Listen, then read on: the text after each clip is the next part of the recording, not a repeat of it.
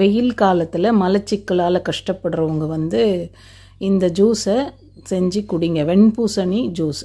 இதில் நார்ச்சத்து, நீர்ச்சத்து, கலோரி, இரும்பு, மெக்னீஷியம், விட்டமின் பி மற்றும் சி இருக்குது.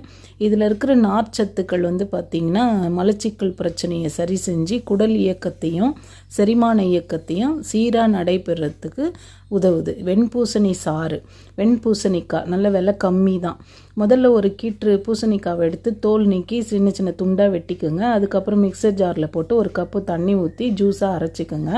அந்த ஜூஸை வடிகட்டி நீங்கள் வந்து குடிச்சிட்டு வரலாம். ஒருவேளை இது ஈரம் கொடுத்துரும், கோல்டு வந்துடும் அப்படின்னு நினச்சிங்கன்னா அது கூட கொஞ்சம் மிளகுத்தூள், உப்பு சேர்த்துக்கலாம். எலுமிச்சம்பழம் சாறும் கொஞ்சம் சேர்த்து குடித்தா இன்னுமே கூட இந்த ஜூஸ் வந்து நல்லாயிருக்கும். உடம்புக்கு மல்டி விட்டமின் என்று சொல்லக்கூடிய இந்த வெண்பூசணி வந்து பார்த்திங்கன்னா நம்ம சாம்பாரில் போட்டு சாப்பிடலாம், கூட்டு வச்சு சாப்பிடலாம். ஜூஸாக குடிக்கிறது இன்னும் நல்லா.